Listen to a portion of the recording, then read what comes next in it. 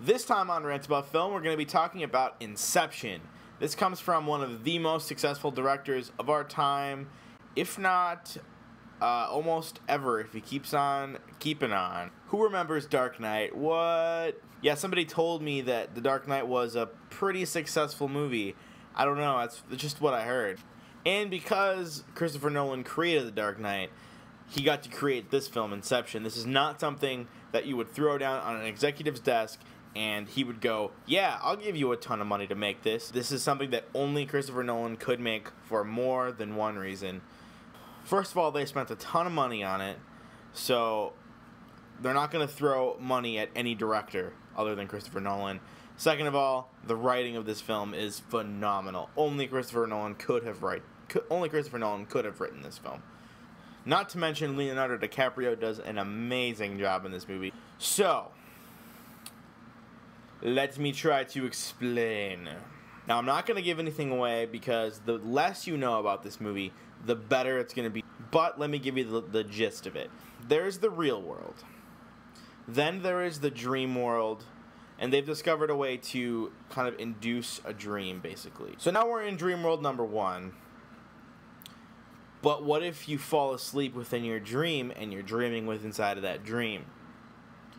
Now you're in dream world number 3. And then you go further into a dream and you're in dream world number 4. Are you with me? But then there's time. 30 seconds within one world, within the real world, is actually 5 minutes in one dream world.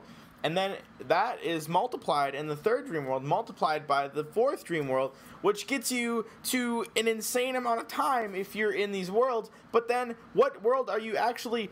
Oh my gosh. Craziness. It sounds like a lot to kind of congest. Congest? Is that a word? But it actually all really works well together. And not to mention there's some other elements in there that, like, gravity, it is like, what? That's freaking amazing. And the way that you escape from each of these dream worlds, I'm not going to tell you how this happens, but let's not forget to mention the action. Dark Knight style action with all of this crazy time, space, dream, world stuff. What? With all that said, there's really close to nothing wrong with this movie. But let's go down the list. The good. Great performances by all of the cast, from Leonardo all the way down.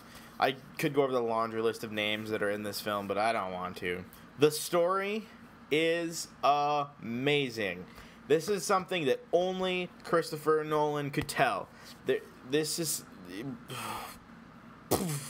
Third thing is the play on time with each dream world having different time really, really, really makes for great suspense throughout the entire movie, while you can have some great action in another story that's going on at the same time, where there's this other thing that's happening.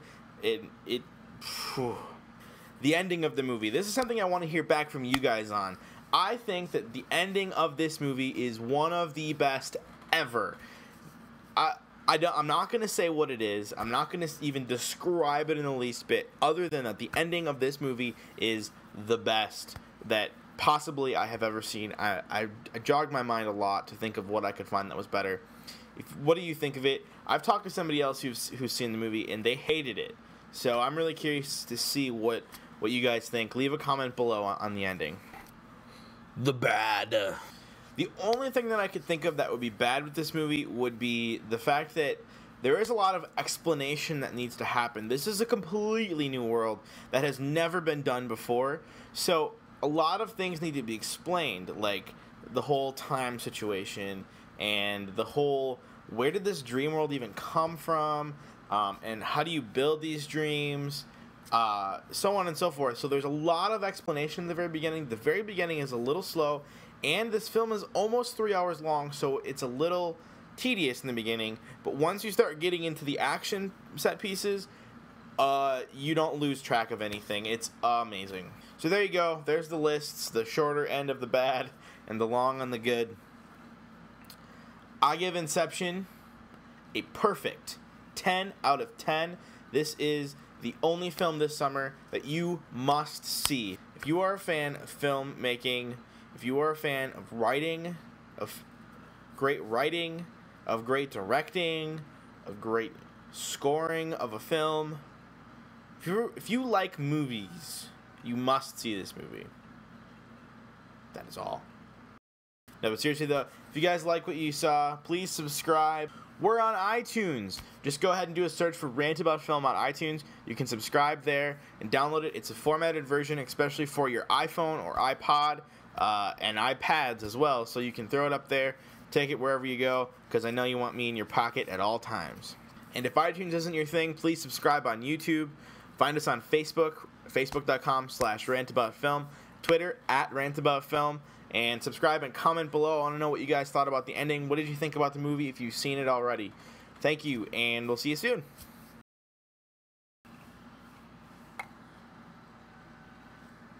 The tornado sirens are going off currently.